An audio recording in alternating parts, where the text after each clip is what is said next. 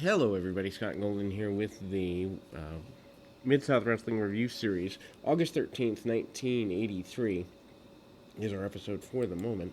Hopefully, you are doing well. Hopefully, all is going well. And again, um, it is here, there, and everywhere that things are going in your direction. As mentioned, this is August 13th. We are fastly approaching the end of the year. A lot of interviews in this particular program. Butch Reed discussing Hacksaw Duggan.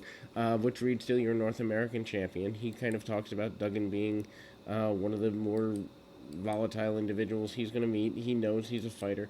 They do a lot of voiceover work with previous matches, which I'm not necessarily fully a fan of, just because if you've seen previous matches, and or I think these are dome type shows, something like that. I'm not a fan of that, and so showing clipped matches from that type of thing when you could market the tape anyway. Leapfrog by Reed up and under with a series of drop kicks, and Duggan and Reed really do go at it well. Actually, surprised they didn't do more in the World Wrestling Federation when they had the chance, because these matches are pretty decent. Reed cuts him off pretty aggressively down.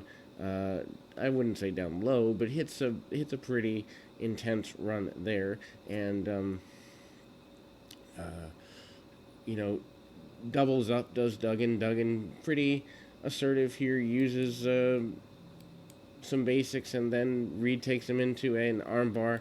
Hard shots under the chin by Reed. Reed then managing to kind of cinch up on the arm a little bit, gets a little more on the arm than he would in average, and then hard shots by Reed, and Reed uh, hits a series of pretty aggressive shots. Duggan underneath, and um, hard shot there by Duggan with a kick to the midsection, kind of on the ducked head of the from like kind of a backdrop. Reed sends his opponent into the buckle. Reed does manage to get a vertical suplex and a press slam, dominating Duggan actually power wise. Reed with a shoulder tackle, and Reed does manage to send Duggan to the outside and manages to get a victory in the end. Butch Reed also discusses the Junkyard Dog. Dog is the person that Reed beat for the championship, and so your North American champion is your former North American champion is the Junkyard Dog, and Dog obviously beat DiBiase for that. One thing that I like about Mid South, they did not change titles a lot. Dog much more, I wouldn't say much more of a brawler, but a more reliant brawler than Duggan at this point. Duggan would become more of a brawler in the WWF run, but here he had a little more variance in his moves than the WWF allowed him to show. Headbutt by the Dog, and he's pretty assertive here. Big shots by the Dog, and the Dog manages with some headbutts to keep things going in his general direction, kind of choking out Reed and staying on him and all of that. And again, we kind of do see the Dog pushing him back and getting pretty assertive, aggressive with all of that. And Dog sends Reed to the outside. We do continue to see some things as it relates to Reed kind of stalling in the match a little bit. Reed does do a good bit of stalling in his WWF run too, match-wise. You don't see as much stalling here. I don't know that Watts would have embraced the stalling nature of what Reed became. But anyway, Dog brings him back in and just starts pounding on him. A lot more brawling, like I mentioned in this match. The lighting is a little difficult to follow, so forgiveness there. Junkyard Dog does get a I guess you'd say a momentary victory, but gets pulled off a little bit, and it's interesting because there's a lot of back and forth in the nature to this. King Kong Bundy makes his way out, and then we see the return of Skandor Akbar talking about Tommy Rich, and also talking about Jim Duggan. Basically, and uh, Akbar was managing Kamala at the time, has been for a while, and we kind of see that Rich and Kamala go at it. Rich is, I think, on loan from Georgia at this time. Kamala ducking and dodging. Of course, Rich, a former NWA champion, only for 4 days, but from a couple of years ago. So having him in the Superdome in this type of match with Kamala, a pretty big deal. We see a bunch of drop kicks right under the chin, and Rich does fire back with him. This is probably the biggest challenge for Rich that we see, at least for a little while.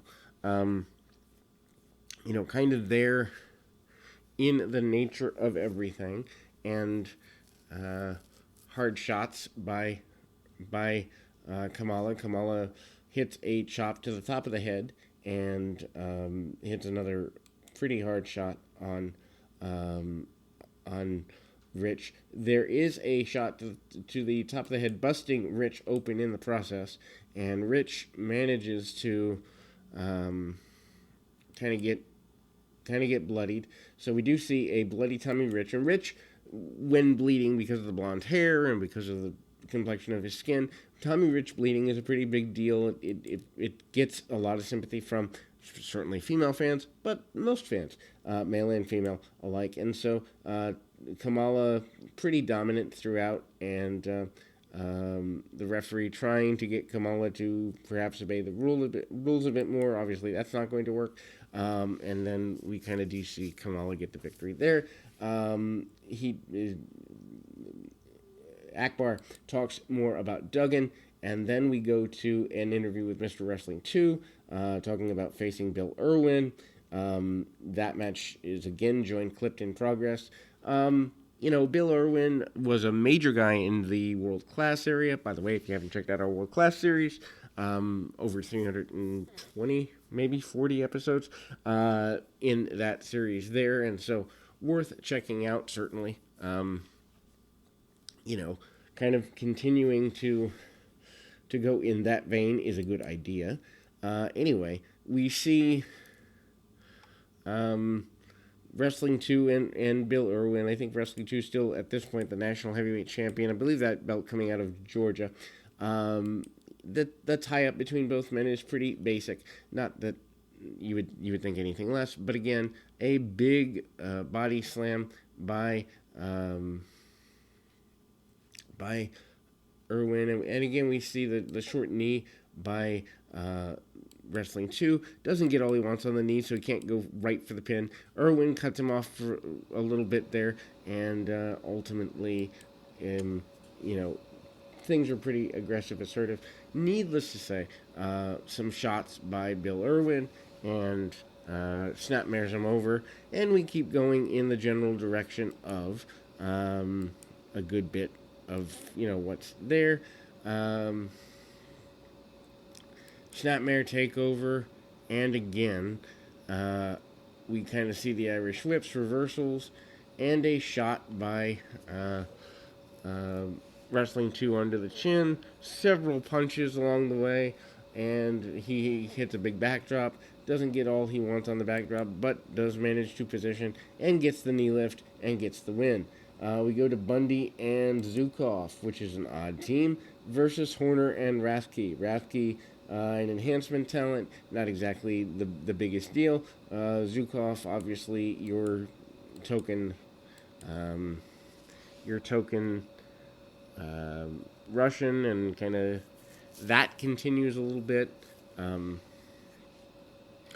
They continue to brawl and fight and commiserate with each other that way. Tackle by Horner. Horner coming up and over, and we see the side headlock takeover by Tim Horner. Horner holding on pretty aggressively, assertively, and we again continue to see Horner with good wrestling, application of maneuvers and the like, and again, high cross body. We kind of get that going in a pretty pretty good run there. Ducked down, and again we kind of see the tag off.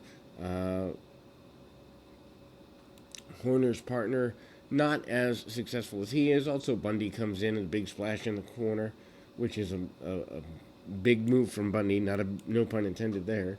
But I mean, Bundy obviously using his size and having the size to be able to dominate his opponent. Missing Link and Ken Johnson here, and we kind of sort of see things going in a good direction that way. Big power slam by the Missing Link out of, I wouldn't say nowhere, but certainly a pretty big deal. And then we see the atomic drop by the Link. Link manages to get things going in his general direction that way. And again, the Link manages to go that way. And the Snapmare takeover, and Link, using a lot of brawling tactics and almost a version of the camel clutch. Then we see Hare and Rose versus Dr. Death and Johnny Rich. Don't know where the Rich and Dr. Death deal comes from. Maybe they're trying to get Johnny Rich over a bit more. Maybe they're trying to blend younger baby faces. Who knows? But anyway, that is there. Obviously Dr. Death becomes a major force in the area. Not so much here as in later years, but again we kind of see continuation of Dr. Death showing his prowess and power and all associated with being Dr. Death. Kind of do a little bit see some I guess you'd say run of the mill kind of things, and a good nature to everything. Needless to say, we kind of see that continued tag off, and Butch Reed, Ken Johnson, continuing there, and that match is. I'm sorry, we went through that already. Went back to it. Had to stop in the middle of our recording here for a second and got lost. Anyway,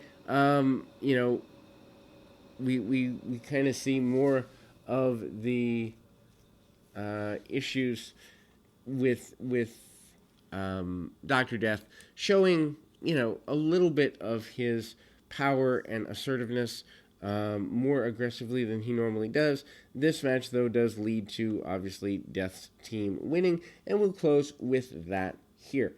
Anyway, until next time, keep your feet on the ground, your mind in the moment.